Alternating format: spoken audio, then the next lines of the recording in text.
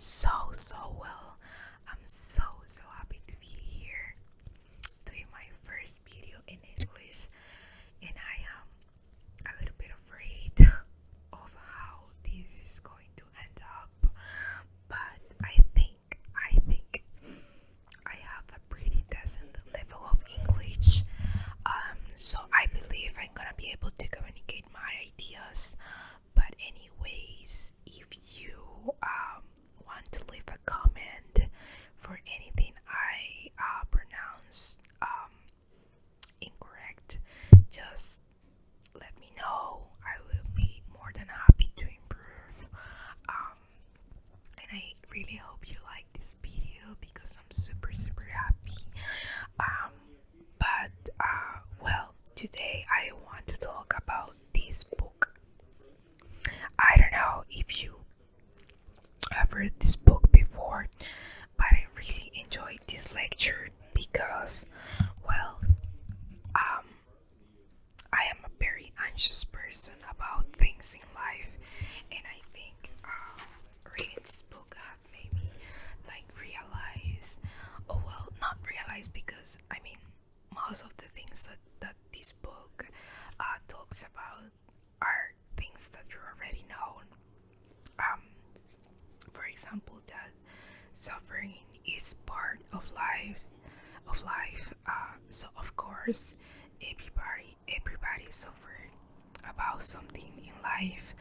Um, Unsatisfaction is part of all of us, and it's important to have it, because with that is the tool that gives us the opportunity to continue.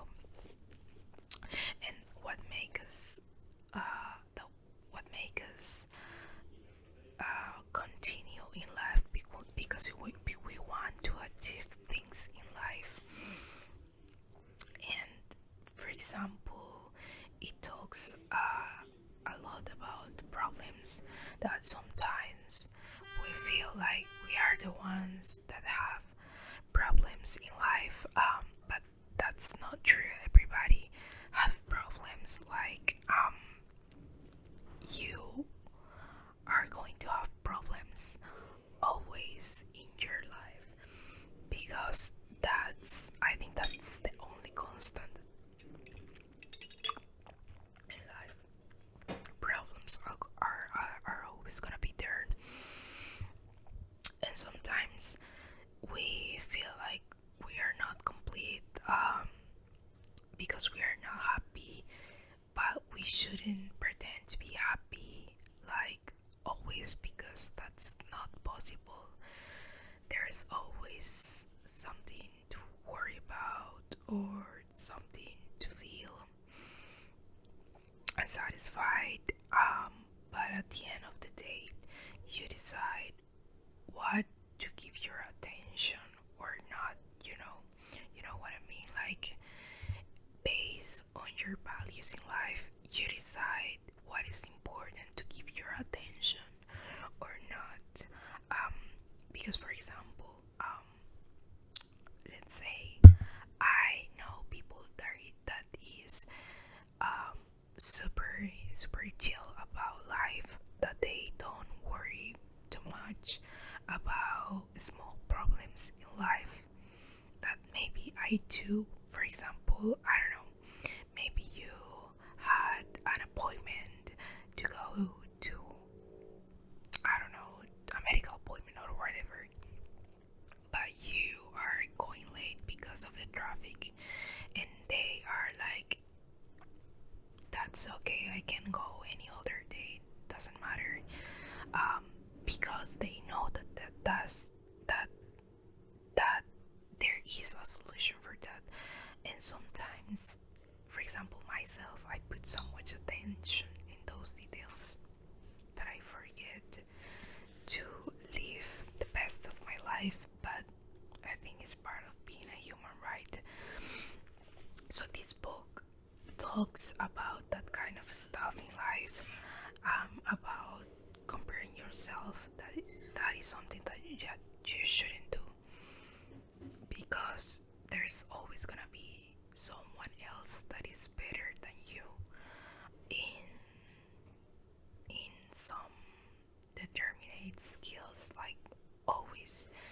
there's always more intelligent than you and less intelligent than you too, but you're always gonna lose if you keep comparing yourself with other people. And another thing that I think is really really important about this book is um, that it talks about motivation, that you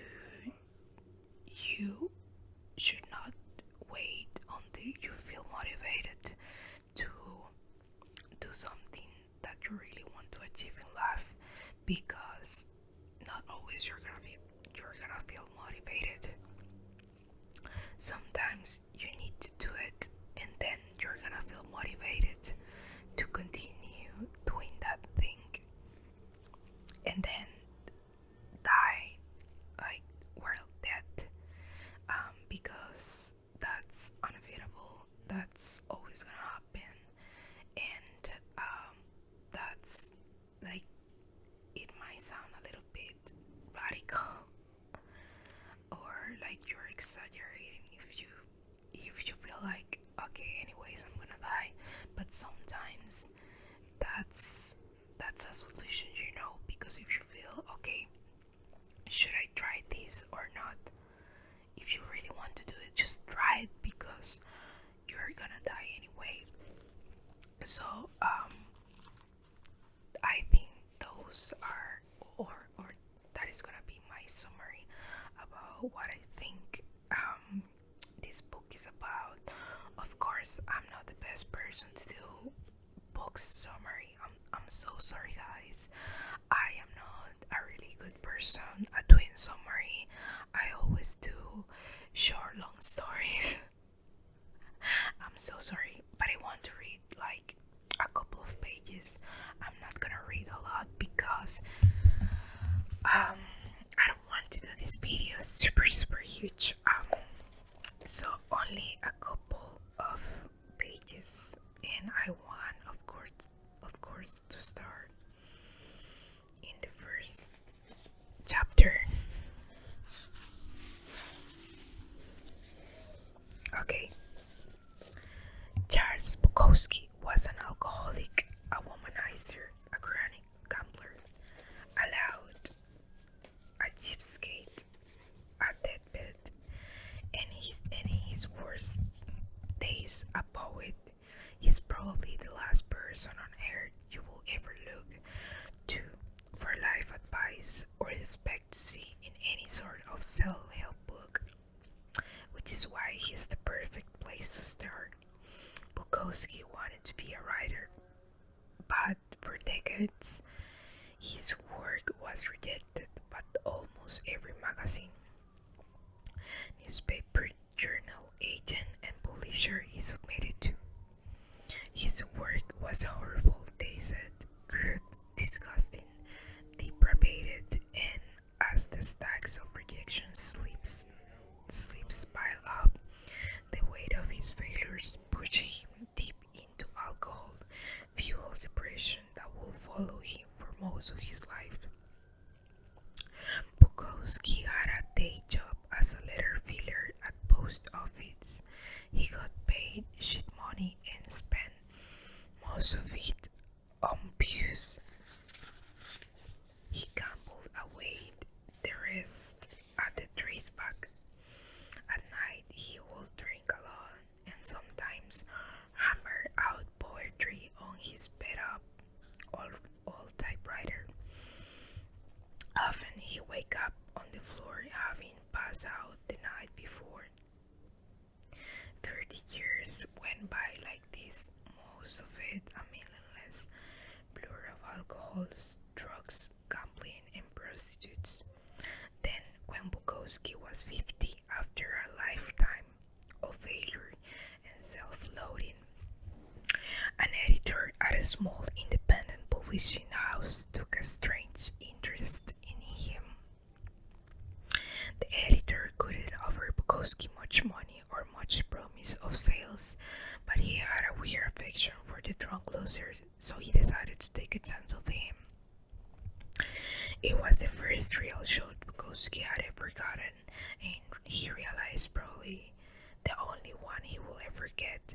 Bukowski wrote back to the editor, I have one of two choices. Stay in the post office and go crazy, or stay out there and play it, I write it and start. I have decided to start. Upon signing the contract, Bukowski wrote his first novel in the 3 weeks. It was called simply Post Office. In the dedication he wrote, dedicated to anybody, to nobody. Bukowski will take it as a novelist and poet. He will go and publish 6 novels and hundreds of poems, selling over 2 million copies of his books. His popularity defied everyone's expectations, particularly his own. Stories like Bukowski's are the bread and butter of our culture narrative. Bukowski's life embodies the American dream of a man fights for what he wants. He never gives up and eventually achieves his wildest dreams. It's practically a movie waiting to happen. We all look at stories like Bukowski and say, see, he never gave up. He never stopped trying. He always believed in himself. He persisted against all the odds and made something for himself. And it is then strange that on Bukowski tombstone, the epitaph reads, "Don't try." See, despite the book sales and fame, Bukowski was a loser. He knew it, and his success stemmed not from some determination to be a winner, but from the fact that he knew he was a loser, accepted it, and then wrote honestly about it. He never tried to be anything other than what he was. The genius in Bukowski's work was not in overcoming unbelievable odds or developing himself into a shining literary light. It was the opposite. It was his simple ability to be completely, unflinchingly honest to himself, especially the worst part of himself, and to share his failings without hesitation or doubt. This is the real story of Bukowski's success.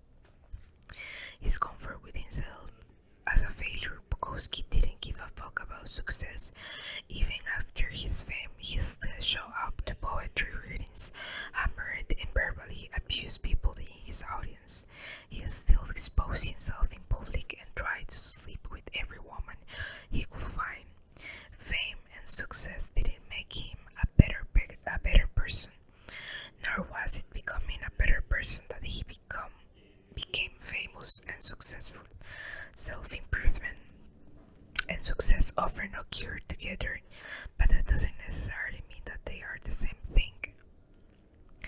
Our culture today is excessively focused on unrealistically positive expectations. Be happier, be healthier, be the best, better than the rest, be smarter, be faster, richer, sexier, more popular, more productive, more invited, and more admired. Be perfect and amazing, and grab out 12-carat gold nuggets before breakfast.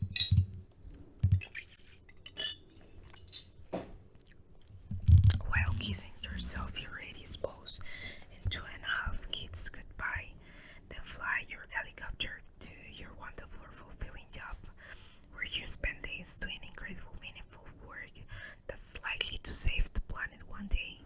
But when you stop and really think about it, conventional life advice, all the positive and happy self-help stuff we hear all the time, it's actually fixated on what you lack. It lasers in what you perceive your personal shortcomings and failures to already be, and then emphasizes them for you.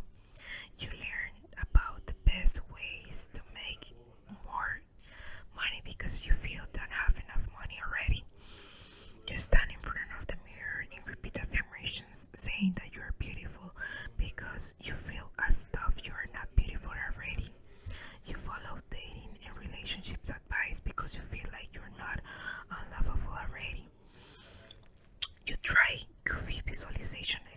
reminisces about being more successful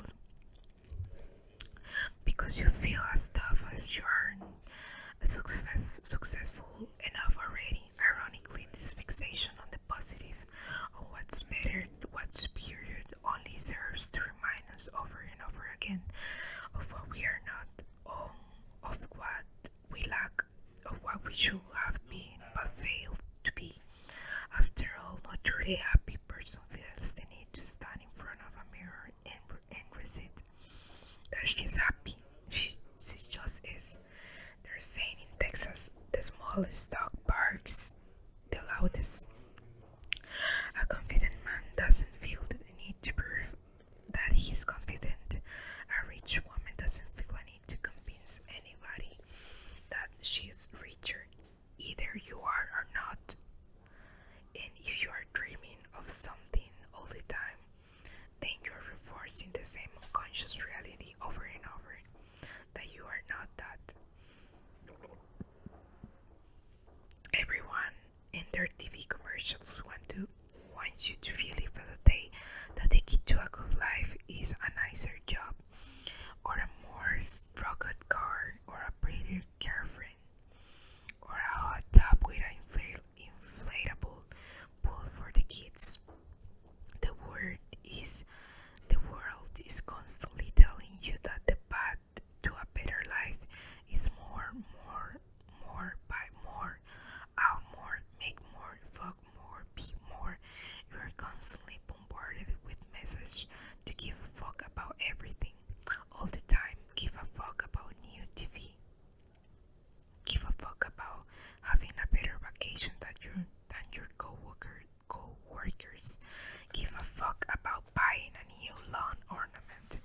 Give a fuck about having the right kind of selfie stick. Why?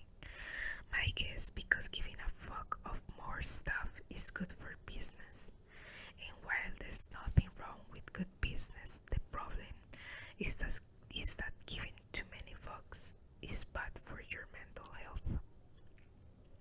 It causes you to become overly attached to the superficial and fake, to dedicate your life to chasing a miracle of happiness and satisfaction. The key to a good life is not giving a fuck about more, it's giving a fuck about less, giving a fuck about only what is true and immediately and important. Okay guys, I just read like 2 pages, but it doesn't matter. I hope I can continue this lecture another day because it's really a good lecture. And if you ever had the opportunity to buy this book or to read it, do it because it's really good. I also hope you enjoyed this video as much as I did. And as you could notice, I don't think I am really good at reading, but I tried my best. My honest is that I wasn't sure what to talk about in my first video in English, so I wanted to do something like easy to talk, like a lecture, it's something easy to but anyways, please let me know if you think I can improve in my pronunciation, like in any word that I said wrong or in grammar. I don't know. I am not very good at, I can communicate myself, but sometimes it's pretty hard, trying to communicate in a language that is not your first language. But honestly, I really enjoyed this video, and I am so happy to share it with you. And I hope to have better ideas in the future for my English